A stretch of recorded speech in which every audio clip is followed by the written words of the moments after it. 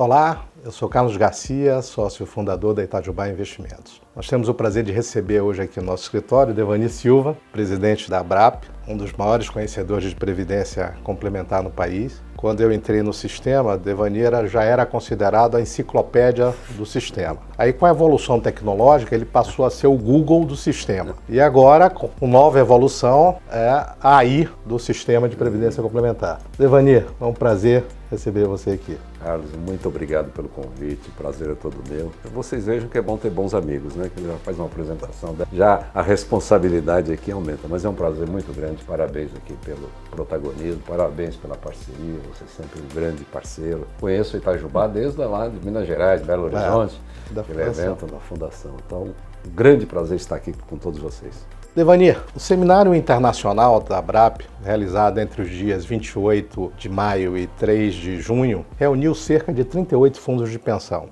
em Bogotá. Peço que nos fale um pouco sobre a trajetória desse evento, quantas edições já foram realizadas, como ele evoluiu ao longo do tempo e o que motivou a escolha da Colômbia como sede dessa edição. Perfeito. Bom, nós temos uma história de sucesso nisso aí. Aliás, você participa praticamente de toda a série. Nós realizamos esses eventos internacionais desde 1993 e sempre com esse intuito de conectar uma agenda internacional com a agenda, com as práticas aqui do Brasil. E eu vou dizer que muitas coisas positivas aconteceram. Por exemplo, a inscrição automática veio de experiência que nós tivemos com países como a Inglaterra, serviu de base. O próprio tratamento tributário foi base também em discussões internacionais. Então, o objetivo desses eventos é justamente a gente prepara uma agenda, essa agenda ela tem tudo a ver com o atual cenário no Brasil, então é uma coisa que nós não pegamos nada de prateleira. Isso é feito de acordo com os interesses aqui também dos fundos. Os seminários é uma ampla oportunidade de debate, porque nós levamos também conhecimento, compartilhamos conhecimento, recebemos as informações. E a Colômbia é interessante, porque a Colômbia passa por um momento de transição.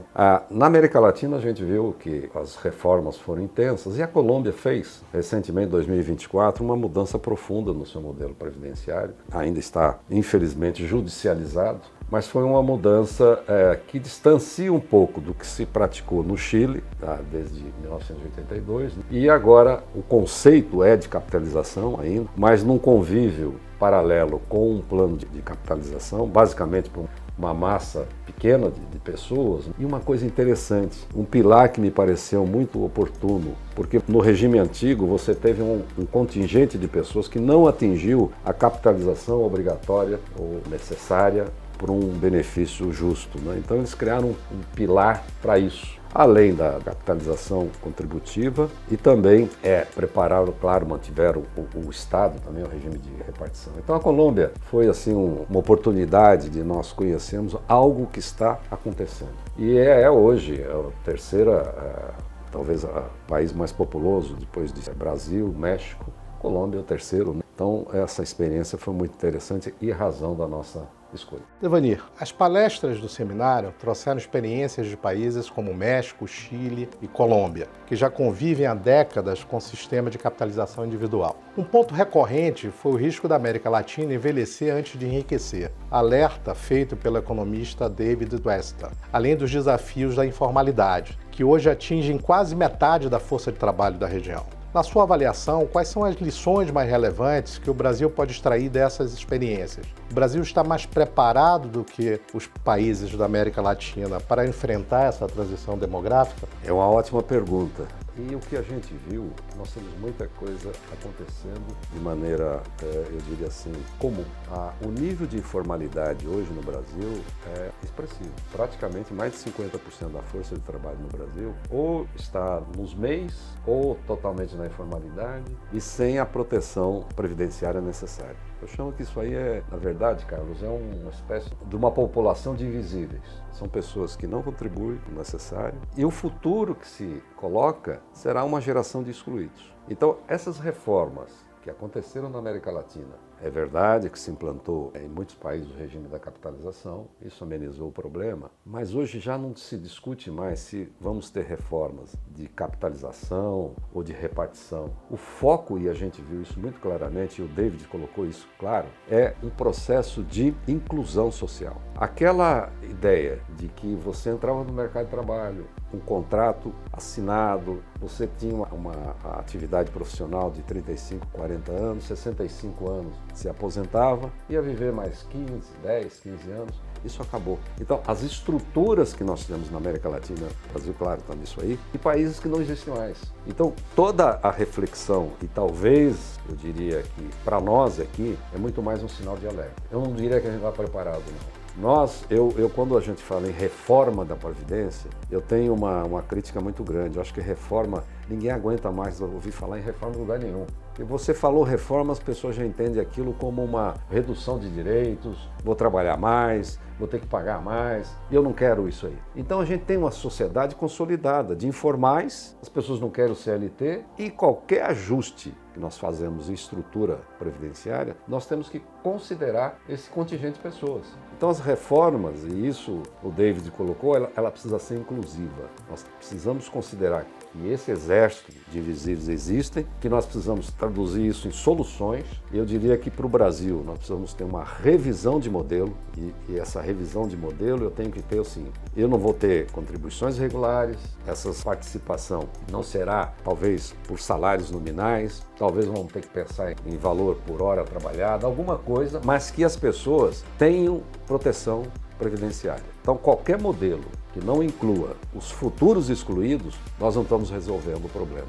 E reforma paramétrica não cabe mais na América Latina. Isso ficou claro nesse nosso seminário. Então, o preparo que eu vejo para o Brasil é uma proposta, não de um governo, mas uma proposta de país. Uma solução que não vai ser para um problema que você não vai resolver com uma gestão, mas é um projeto do longo prazo. Bom, o Brasil possui uma estrutura previdenciária que é recomendada pela OCDE, organizada em 3 pilares. O primeiro pilar, correspondente à Previdência Pública, ou INSS, como a gente chama aqui. O segundo, formado pela Previdência Complementar, patrocinada pelas empresas, corporações, etc. E o terceiro, sendo o Previdência Complementar Individual. Vários palestrantes em Bogotá destacaram que o sistema mais resiliente são justamente aqueles que integram esses pilares de forma coordenada. E na sua visão, o Brasil está caminhando para uma arquitetura previdenciária mais integrada entre esses 3 pilares ou necessita de ajustes? Quais são esses ajustes?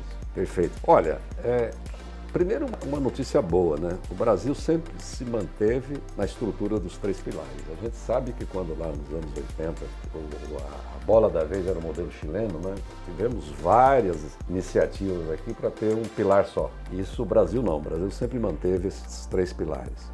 Acontece que tem uma coisa que nos diferencia. As grandes reformas que nós vimos aqui na América Latina, também junto aos países da OCDE, foram sistemas híbridos, onde você tinha um primeiro pilar, na verdade, um primeiro pilar parte de repartição, mas ainda nesse primeiro pilar, uma parte de capitalização obrigatória. E isso nós não conseguimos ainda no Brasil. Batemos na trave em 2019, eu acho que perdemos aí uma oportunidade, porque naquela época eu acho que foi mal vendida a ideia da capitalização obrigatória, porque tomou o Chile como exemplo, e o sistema não funcionou, né? Temos restrições. Então, o que eu vejo assim, a estrutura está bem formulada. Agora, eu acredito que falta algumas coisas para essa integração maior. A primeira delas é ter o modelo da capitalização como uma política pública, onde você possa ter também, e isso está atrelado muito também para resolver um problema sério que a gente tem aqui, que é da educação previdenciária. Quando você é obrigado a fazer, você se interessa até um pouco mais.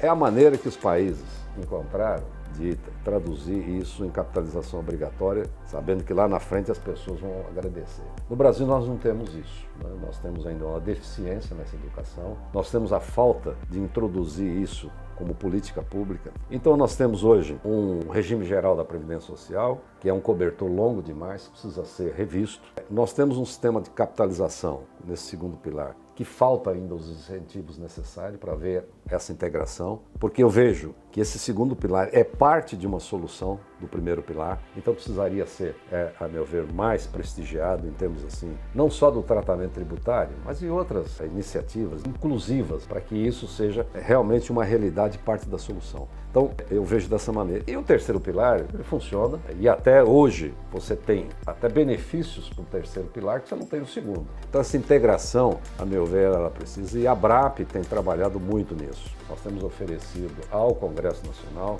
proposta no sentido que essa integração ocorra de uma maneira mais forte, principalmente tendo tratamentos isonômicos, tributários, onde você tenha políticas claras de fomento dessa previdência. Esse é o sonho nosso de consumo. E que tenhamos também, dentro dessa estrutura do primeiro pilar, uma parte de capitalização obrigatória que não é prática aqui na América Latina. Devanir, um dos temas recorrentes no seminário foi a evolução das estratégias de investimentos dos fundos de pensão na América Latina. O consultor internacional John Meacham destacou que os países latino-americanos que optaram por uma maior exposição aos mercados globais, vêm conquistando melhores resultados nos seus investimentos. A Colômbia foi citada como uma referência, por já alocar cerca de 50% dos seus investimentos em mercados internacionais, o que contribuiu significativamente para aumentar a rentabilidade e reduzir o risco da carteira. Ao mesmo tempo, cresce globalmente a participação nos portfólios de ativos alternativos ou privados, como private equity e créditos estruturados,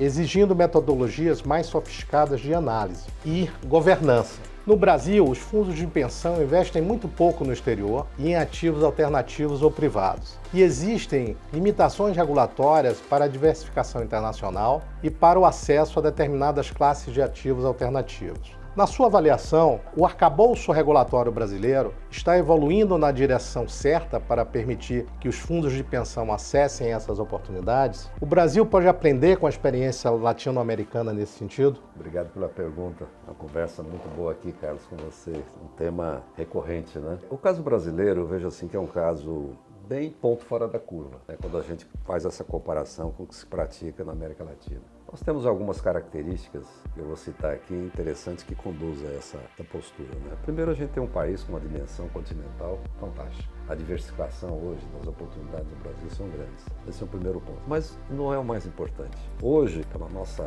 política econômica que temos hoje, a taxa de juros que está ali, ela é um motivador para as pessoas terem um certo conforto, né? Se você precisa de uma taxa de 4,5, 5, tem um NTNB que está 7, 8, todo mundo vai NTNB. Bom, isso a gente sabe que é episódico. Mas tem um fato aí que, a meu ver, é essencial para a gente também ter um pouco mais de aproximação com as melhores práticas internacionais. A gente ainda tem um regime sancionador defasado. 2003, nós tivemos aquele decreto 4942, e que, na verdade, ele dá muito pouca segurança para o tomador de risco. O conceito de supervisão baseada em risco, quando você tem que ter boa governança, bons controles, boas qualificação de processos, de pessoas, não está muito claro hoje naquele instrumento, e você não tem essa certa insegurança para o tomador de risco. E como hoje o dirigente responde no seu CPF, ele fica realmente, bom, eu vou tomar risco nessas circunstâncias. Então, esse é um outro ponto que eu acho que é a meu ver. E uma outra coisa, eu digo assim, é uma questão de aprendizado. Eu vejo que a gente ainda tem uma legislação muito restritiva.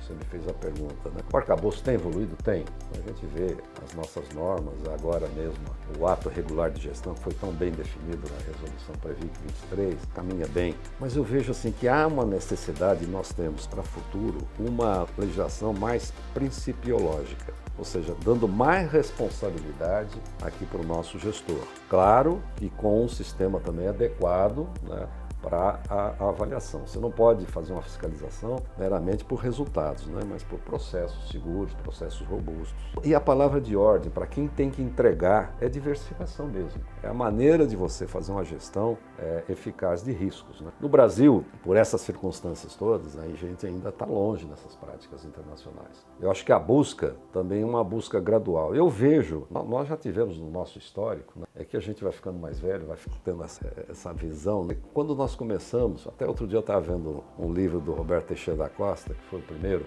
famosa resolução 480 lá de 78, nós começamos no Brasil com aplicações obrigatórias. Mercado de renda variável era obrigado, mercado imobiliário era obrigado, tinha limites mínimos de aplicação. Isso, gente, evoluiu lá em, se eu não estou enganado, foi 2014, nós mudamos isso, né? Não tivemos mais os limites mínimos, mas limites máximos, já foi uma evolução, né? Hoje, quando veio a alternativa dos investimentos no exterior, eu vi assim uma certa, claro, a gente tem que considerar isso também, cautela, vamos colocar pouca coisa, deixar o pessoal aprender a fazer isso lá fora, ter bases sólidas, né, de avaliação, e depois vamos dar os próximos passos, né? Só que o próximo passo, por toda essa geopolítica internacional, acabou obstado aí, né? Mas eu vejo assim, eu vejo que o caminho é um caminho natural de princípios, dentro de um conceito de supervisão baseada em risco, dentro de um conceito de gestão baseada em risco, né? Onde você vai cobrar mais processo, mais qualificação, mais governança, mais controle, mas dando essa liberdade, né? E daí é o que a gente quer para os nossos participantes. A nossa vocação, eu não tenho como chegar lá 30 anos adiante e falar, olha, não deu, não tenho aqui a reserva suficiente. O meu compromisso é um compromisso fiduciário muito forte, eu tenho que entregar. E a entrega não é simplesmente com o conforto de uma situação episódica. Eu tenho que ter essa consciência que a entrega eu preciso apresentar as melhores oportunidades, as melhores chances, né? E ela pode estar aqui no Brasil, pode estar lá fora, não importa. O que eu preciso ter é segurança, que o meu ato de regularidade vai ser reconhecido, que eu tenho segurança de um regime sancionador moderno e que eu possa trabalhar dentro de políticas de investimentos sólidas, estáveis e profissionais. Como a gente sabe, e você conhece muito bem isso, nosso sistema não cabe amadorismo, é um sistema para profissionais. Devanir, o palestrante Manuel Lozano levantou o desafio da desacumulação dos investimentos no período de aposentadoria, principalmente diante do aumento da longevidade, né? Antigamente você se aposentava, vivia mais 10, 15 anos. Hoje a expectativa de vida é o dobro dessa. E também ele comentou muito sobre a situação da desigualdade de gênero, pois as mulheres possuem uma menor participação no mercado formal de trabalho, maior dedicação a atividades não remuneradas, maior incidência de interrupções na sua carreira, menores salários, menores promoções, portanto, menores contribuições e, como resultado, um menor patrimônio acumulado, o que vai gerar uma menor aposentadoria. Mas possuem uma expectativa de vida maior do que a do homem. Como você imagina que possamos resolver essa questão aqui no Brasil? Obrigado pela pergunta, Carlos. Bom, falando primeiramente da desacumulação, eu entendo que a desacumulação é tão importante quanto o processo da acumulação. Você precisa criar um patrimônio previdenciário e ele precisa ser feito de uma maneira profissional, com esse grande foco que é a entrega desse benefício. E na desacumulação isso não é diferente, né? O cidadão acumulou um patrimônio, ele vai exercer uma cidadania, mas eu não posso liberá-lo, olha, deixá-lo como um indivíduo aí no mercado. Muitos têm preparo para isso, mas a grande maioria não tem. E eu vejo assim, Carlos, a nossa vocação, a vocação das entidades fechadas de previdência complementar, se tornarem verdadeiras plataformas de longevidade. É que você possa oferecer a esse participante uma longevidade segura e autônoma. E esse processo é um processo de engajamento, é um processo que você faz trazendo o indivíduo também cada vez mais próximo. Ele não pode ser simplesmente um participante, eu diria. A lei até trata disso, mas ele é muito mais um cliente. Aquele cliente previdenciário, aquele cliente que eu preciso fidelizá-lo, aquele cliente que eu vou ter um convívio muito longo. Você falou, né, as pessoas, longevidade está aumentando. Eu sempre faço uma pergunta, será que as pessoas estão preparadas para viver 35, 40 anos sem salário? Porque você vai se aposentar com 65, vai viver 100 anos. Isso é uma realidade. Você vai ter o quê? Vai ter aquilo que você acumulou. E isso precisa ser feito de uma maneira segura na acumulação e muito segura na desacumulação. Porque senão você insiste em viver, você precisa ter a remuneração adequada, né? Então eu vejo assim que essa talvez seja um dos maiores desafios, né? Você proporcionar longevidade segura para as pessoas. A questão feminina, eu vejo assim, você colocou muito bem o resumo que nós tivemos lá na Colômbia. Colômbia, né? São pessoas que, bem colocadas, mulheres vivem mais que os homens, vão ter essa oportunidade de fazer a acumulação, mas do jeito que está aí, não vão acumular talvez de maneira eficiente, até pelas interrupções, pela dupla no trabalho, em casa, no trabalho profissional. E como é que você soluciona isso? Eu acho que tem uma parte, que é uma parte de você ter uma política pública mais inclusiva. Né? Como é que eu vou tratar isso, né, dentro do modelo previdenciário? Eu preciso tratar disso. Lá na Colômbia, eles criaram um pilar dentro da estrutura, né, que é o pilar que ele tem um aspecto assim, interessante, que é para aquela parcela da população que não acumulou o suficiente. Então o Estado tem lá uma contribuição adicional. Talvez seja um caminho, mas o importante é a gente ter uma política pública inclusiva, porque isso é uma realidade que nós temos hoje. Outro ponto, eu acho que a sociedade civil, ela precisa também ser conscientizada desse processo. E lá na ABRAP nós temos feito várias iniciativas. Nós criamos lá um grupo feminino de engajamento de lideranças na Previdência Complementar. São pessoas que, e é um grupo grande, né? É um grupo grande, né, mobilizado, onde você possa ter o efeito de legislação, de propostas. E eu lembro que hoje, felizmente, a Previdência Complementar tem uma frente parlamentar para o fortalecimento dessa Previdência Complementar, tem um canal natural para que essas propostas sejam conduzidas para essa finalidade. A ABRAP apoia também uma publicação que já vai entrar, salvo engano, já o segundo volume de lideranças femininas na Previdência Complementar. Nós temos feito um trabalho também grande junto às nossas associadas.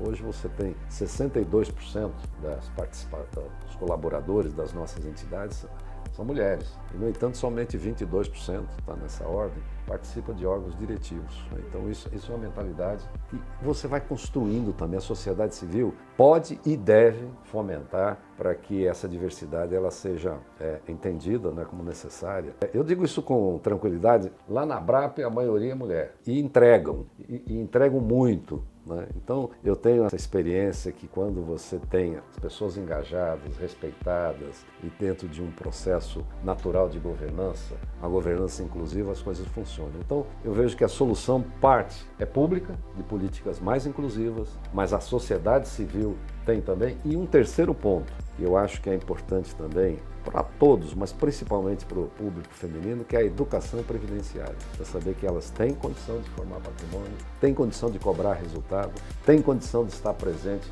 nas grandes decisões. Então, eu vejo que temos um caminho aí, temos grandes desafios, mas temos uma janela de oportunidade também de ter uma participação feminina mais forte. Devani, a palestrante Alice Gutierrez criticou os sistemas de previdência da América Latina por não acompanhar as transformações do mercado de trabalho, as transformações sociais, econômicas, geracionais e da evolução da expectativa de vida. Além do afastamento de milhões de pessoas que trabalham por conta própria, por exemplo, os que atuam nas plataformas digitais de entrega e ainda os que estão na economia informal. Citou exemplos de inovações no segmento, como o modelo britânico do Sidecar Savings, que oferece a possibilidade do participante poupar para diversos objetivos. A flexibilização de contribuições e resgates e a família e a comunidade econômica. Na sua opinião, o diagnóstico também serve para o Brasil? As inovações apresentadas podem ser uma solução para o nosso país?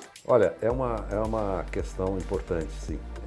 Como diz, nós temos aqui no Brasil também os mesmos desafios, né? Como é que nós oferecemos proteção para uma massa tão importante de profissionais que atuam? Eu vejo que nós temos condição, sim. Nós mesmos da ABRAP estamos particularmente interessados em oferecer uma solução para os motoristas de Uber, para os profissionais de plataformas, entregadores. E às vezes perguntam, mas isso é possível? É possível, né? Os indianos fizeram isso com maestria, lá com as micropensões, você citou o caso inglês também. Nós podemos fazer isso dentro de uma realidade e considerar que, se nós temos a informalidade presente, bom, como é que nós resolvemos isso? A nossa proposta é simples, é você não vincular qualquer tipo de iniciativa à relação trabalhista. A gente sabe que hoje a informalidade está aí e as pessoas nem querem mesmo ter essa vinculação com contratos de trabalhos mais rígidos, querem ter liberdade, horário, enfim. Então tem que reconhecer isso. Né? E a nossa proposta é trazer, e como a Alice bem citou lá, de uma maneira inovadora, você permitir que essas pessoas não só formem um patrimônio previdenciário, e a gente tem que ter essa noção. Olha, nós vivemos num país de endividamento altíssimo. As pessoas ganham de manhã para consumir à noite. Você pensar como é que nós vamos fazer isso para que essa poupança seja feita. Primeiro, eu acho que o grande apelo é proteção no seu próprio trabalho, oferecer segurança para que ele, se bater o carro, cair da moto, ele tenha danos materiais, danos pessoais cobertos. Isso já é um grande atrativo para você trazer as pessoas para o seu lado. O segundo é não ter a ambição de fazer algo muito grandioso, mas algo do possível. Então hoje você tendo uma pequena parcela, eu costumo dizer o seguinte, olha, se a cada R$10, você conseguir poupar 50 centavos da sua parte e 60 centavos da parte da plataforma, você vai ter uma previdência digna lá na frente. São jovens, você vai contribuir por 40 anos e vai formar um patrimônio previdenciário e vai fugir da linha da pobreza, porque a linha que se oferece é o BPC, Benefício Prestação Continuada, que é simplesmente tirar a pessoa de uma linha absoluta de pobreza. E nós não podemos construir a nação desse jeito. Isso ali se colocou muito bem. E isso tem ocorrido na América Latina.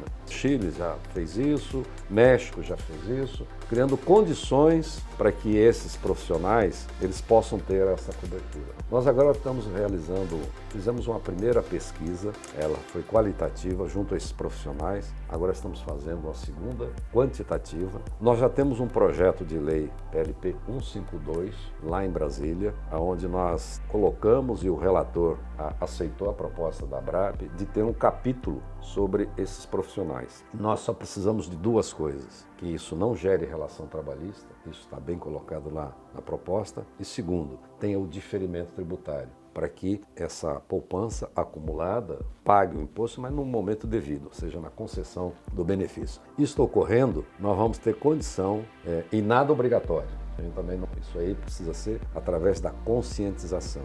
O cidadão ter a consciência que ele está sendo protegido no presente, porque hoje o que acontece? O cidadão trabalha 10, 12 horas, quando ele tem um acidente, ele está fora, ele não ganha nada. Essa é a verdade, é a realidade que nós temos hoje. É essa sociedade que nós estamos construindo que ela não leva a lugar nenhum. Então, a Alice colocou muito bem isso e o Brasil padece desse problema e a solução existe. Mais uma vez, nós precisamos do apoio e agora talvez o momento seja até importante, é pavimentar caminhos para que o próximo presidente da República também adote isso como um projeto não só do seu governo, mas um projeto do Brasil. Eu acho que isso daí nós vamos trazer muita coisa positiva para 50 ou 60 milhões de pessoas, porque nós estamos falando nesses motoristas e entregadores, são 2 milhões de pessoas, mas você tem mais 50 aí que está na mesma situação. Então, esse ponto para mim foi um ponto focal que a Alice colocou. A crítica é muito válida e é uma crítica que nós temos que ter e adotar como lição aqui para o modelo brasileiro.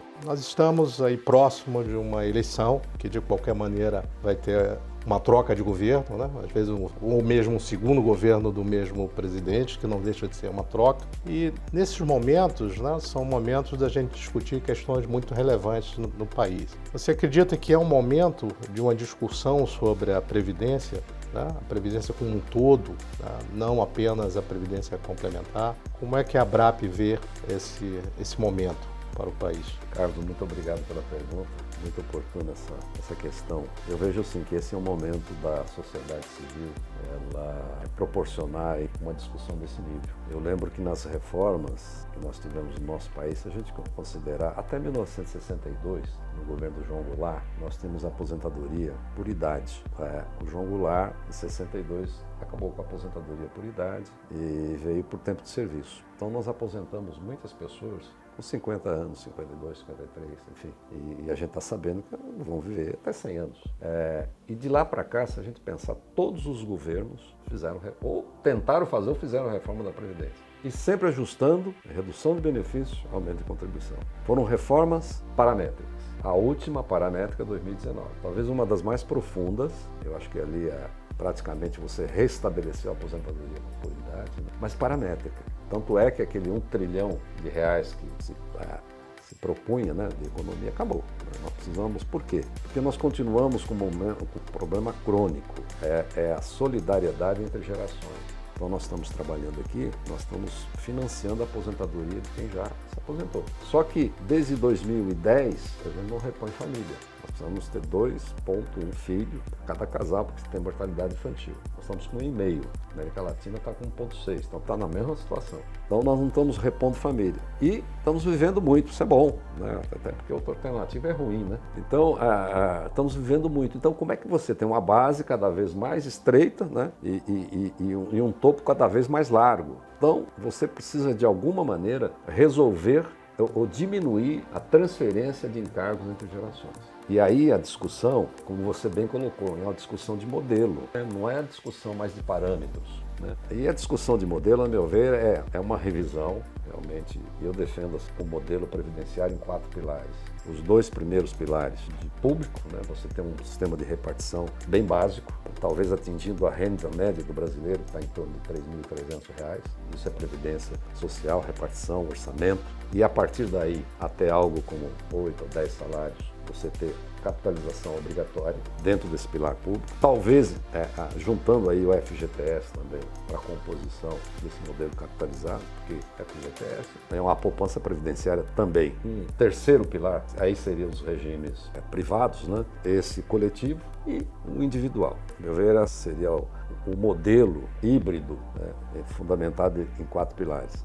E isso teria que ser uma coisa de projeto de país mesmo, porque não é uma transição que você faz tão rapidamente, ela precisa ser feita, mas de uma maneira gradual, talvez para uma geração que vai entrar no mercado de trabalho ainda. Essa que está aí, nós temos que assumir que ela precisa ainda cumprir esses compromissos previdenciários, né? Mas já podíamos ter feito isso em 2019, adiamos. E para mim, qualquer que seja o governo, qualquer que seja a tendência, vai ter que tratar. Infelizmente, eu espero que seja uma revisão de modelo, não de reforma. Reforma a sociedade não aceita. A imprensa já bate nisso de cara. Ninguém quer perder direitos, mas uma revisão forte. A ABRAP, nós temos discutido muito isso, contratamos juntamente com a FENAPREV, a CEMESEG, o professor Zilberstein aqui da USP, ele fez isso em 2019, está revisando esses cálculos todos. Nós estamos vendo o modelo, refinando esse modelo para que nós apresentemos aos candidatos à presidência da República. Essa é a ideia que nós pretendemos levar isso como uma proposta de país e a gente espera que prospere.